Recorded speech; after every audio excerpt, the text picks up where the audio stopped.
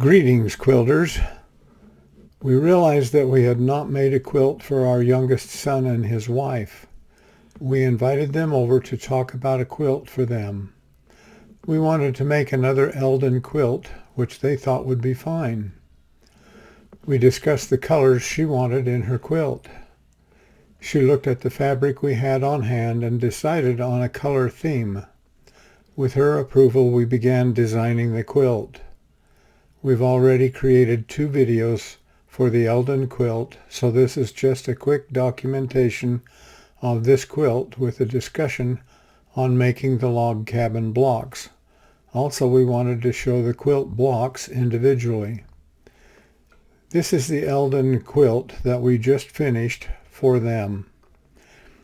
If you would like to make this quilt, you need to go to Laundry Basket Quilts, Eldon Quilt Along Part 1, and buy the templates and instructions. Buying the kit, if it is available, will give you a variety of colors.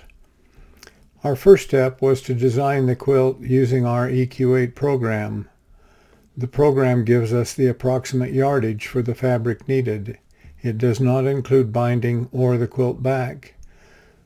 We created spreadsheets for the various parts of the quilt. This spreadsheet is for the log cabin blocks needed for the 16 main blocks. It specifies a color, the size, and number of pieces needed. We use a spreadsheet to calculate the yardages needed and double check against the EQ8 yardage suggestion. These are some of the fabrics that we selected for this project.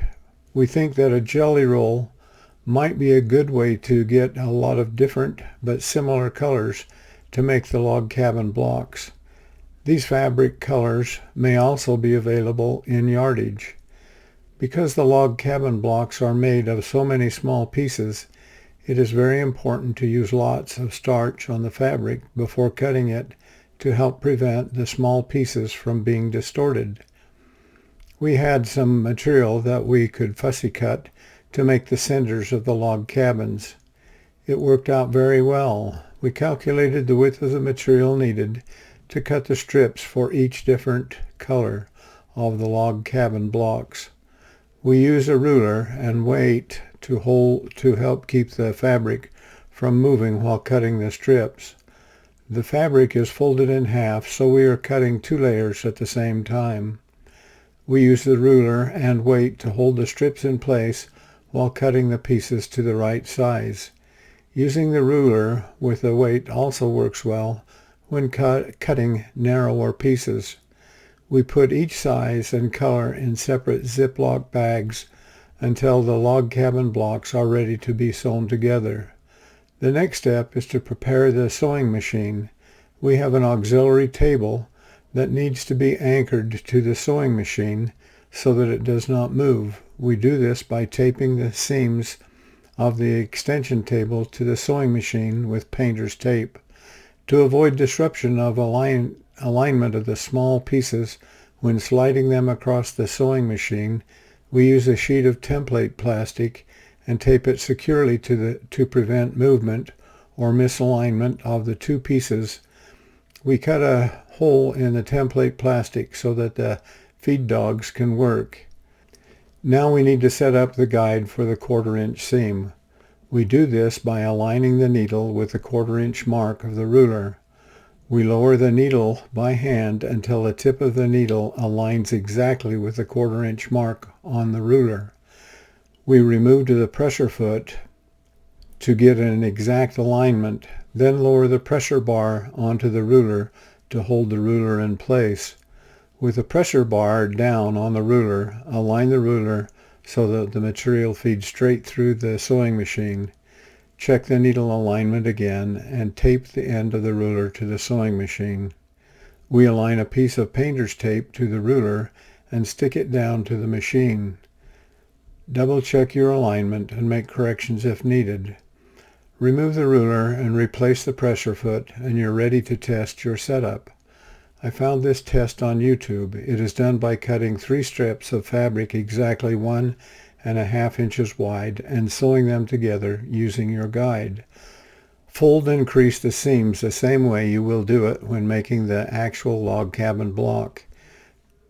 To crease the fold, use your fingernail, or something that will give a consistent fold.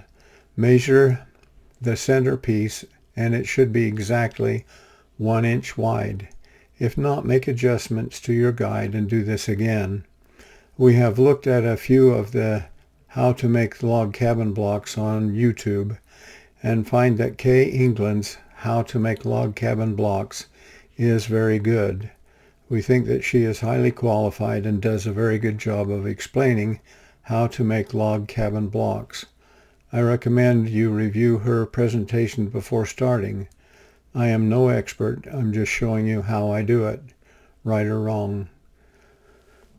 We are ready to start. We recommend that you make a test block first and check to see that your block is the correct size.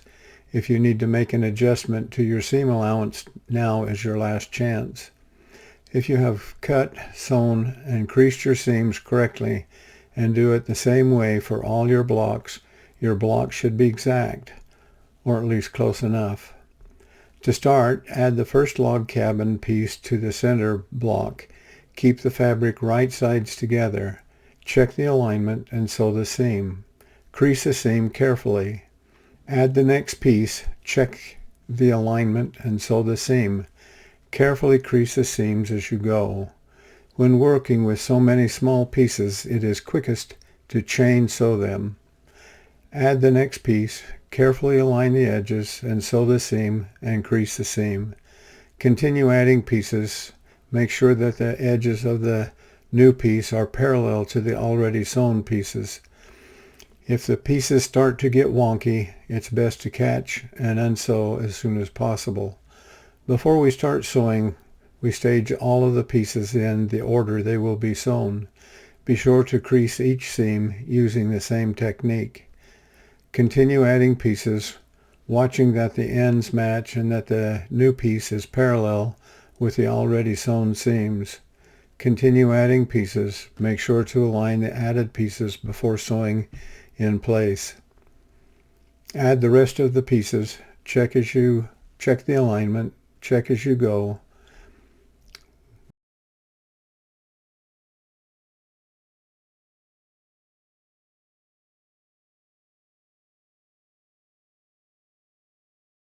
When the log cabin block is complete, it is time to press the block. Remember to press and not iron. Check the block with the template and trim to size if needed. Turn the block over to the wrong side and mark the four corners using the template. All of the pieces should be marked on the wrong side of the fabric using the template. When sewing the log cabin block to the star block, you will be using a Y-seam. Align the marks of all three pieces and sew from the center out. Do not sew past the end marks. Fold the material and match the marks of the next seam. Sew from the center mark to the outside mark. The next step is adding the diamond piece to the log cabin part of the block. This is also done with a Y-seam. The marks of all three pieces should be aligned exactly. We prefer to sew from the center out. This seam can be sewn all the way. The first side is sewn. Rotate the top fabric, keeping the marks of all three layers together. Finish sewing the diamond block to the log cabin block. This seam can also be sewn all the way. We wanted to show each of the blocks that we used to make this quilt. Even though there are a total of 16 blocks, we made 2 blocks of each color. Because of the duplication of each block, we are only showing the 8 different blocks.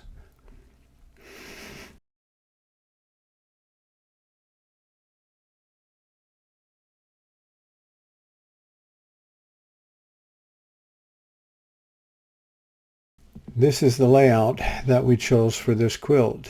We needed 9 log cabin blocks, each one made with 4 log cabin blocks to finish the quilt top.